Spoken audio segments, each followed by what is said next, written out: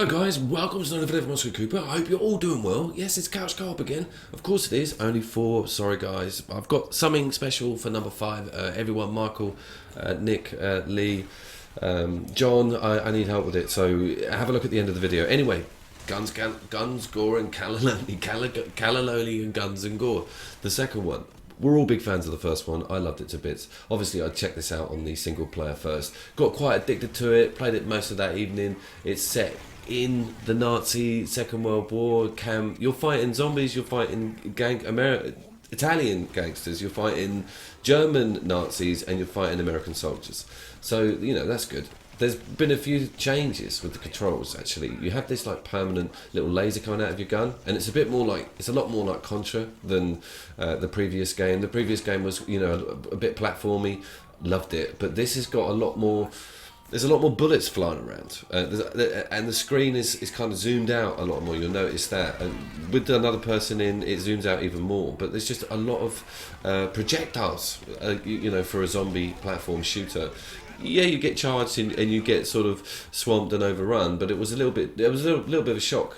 I went through quite a lot of levels, and it was quite a monotonous churn out of enemy type. What with it being gangster, and now I got to the American military camp. It's a lot different. Is it a high quality game? Yes, of course it is. Is it better than the first one? That's a really tough thing, because the first one was kind of a staple diet for all of us, especially on the 4-player front, and I haven't looked at this on the 4-player front, so I will. But I think the first one is the flamethrowers. I forgot about them. Amazing. And you've got a weapons wheel this time as well. The controls are a bit slicker on this one, and I think it's a bit more grand in scale. There's obviously been a slightly higher budget allocated, because I think Guns Gone Cannelloni, the original, must have sold quite well for this sequel to come out, but it has been out for a while.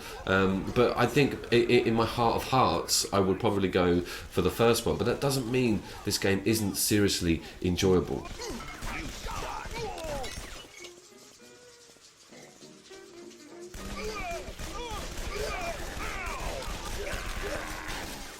With its sort of chirpy soundtrack playing in the background, quirky one-liners from the protagonists, and some different characters to choose from, including like an American soldier guy, and quite a lot of quite literal toilet humour and zombie deaths, it's very hard to dislike this game. What has majorly changed on the control front is the fact that it's a 360-degree aiming process now, and I think the first one is kind of like diagonally down, and I don't think you had that much choice. With this you have a huge amount, so that gives it that a bit more depth. So I recommend it. Guns Gone Cannelloni 2.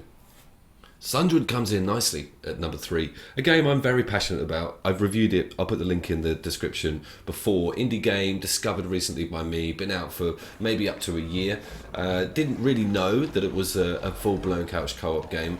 As you can see, it's kind of got this Dead Cells sort of Hollow Knight vibe. It's not a roguelike, but it's crazy platforming, hack and slack action, open map, Metroidvania style. It's all there, It's a very, very cool game.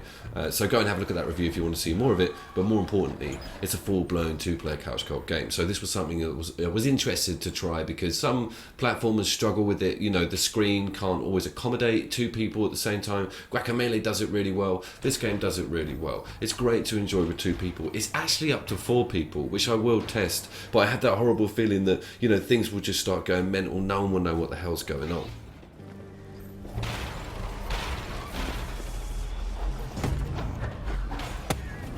Game relies heavily on deep action RPG elements to finding runes and upgrading your character through many different skill trees, and that carries over to the second player automatically. They've already got like my double jump and my slow down when it comes to the descent on jumping, etc.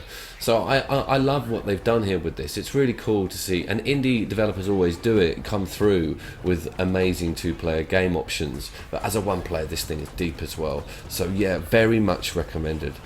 Sundred, PlayStation Network or Store, available right now actually.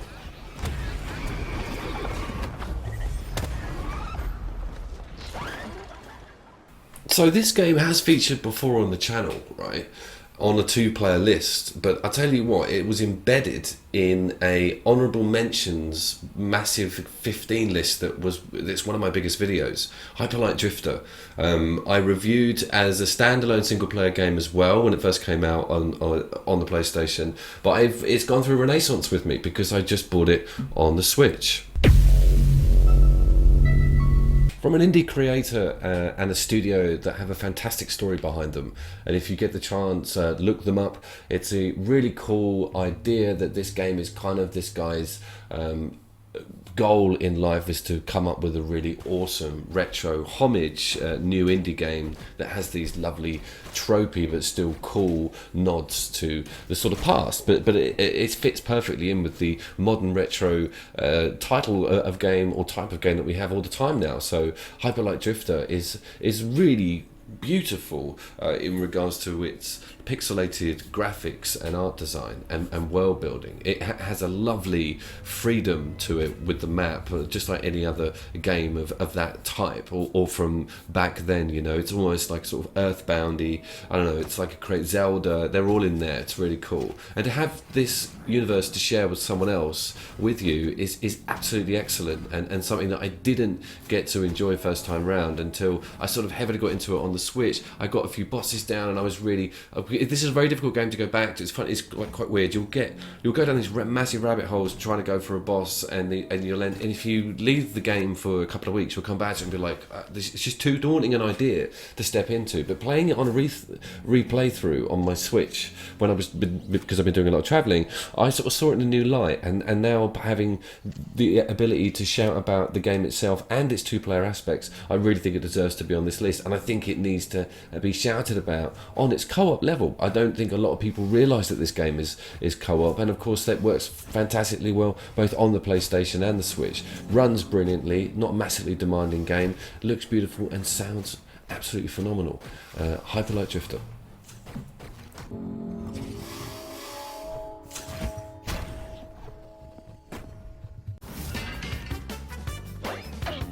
Oh Jesus, we needed this, right? Crash Team Racing, an amazing arcade kart racer for the PlayStation 4 that's been completely revamped from the original games. And the original games were totally amazing. When this was rumoured, I was all over it. I was just like, my God, this is a reason not to get my Nintendo out anymore. But has it delivered? Well, yeah, blatantly has it delivered. It's everywhere and doing really well, and brilliantly so, because of course it takes a massive nod to couch co-op, which is why this channel exists, really. And I think it's 4. I know it's 4 on the split. Actually, I'm lying. What am I going to think? I know, of course, it's 4, but I haven't actually tested that. I won't have any footage of that for this video.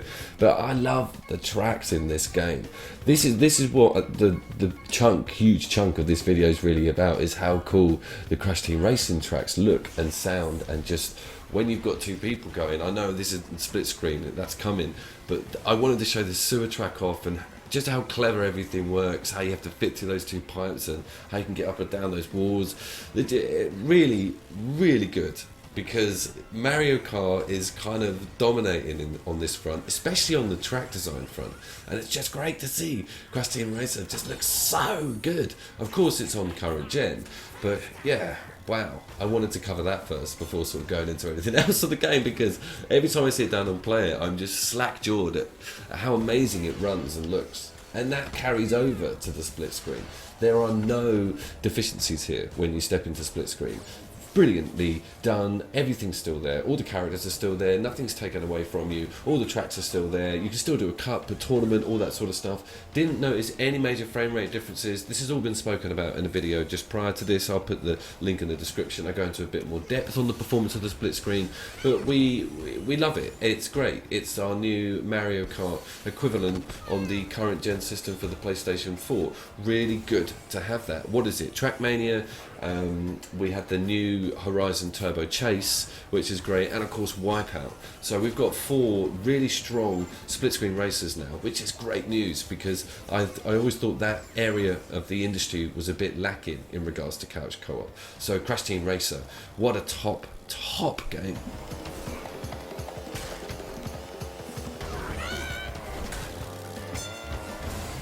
Secret level unlocked. Yes, secret level unlocked. You've made it to the end of the video.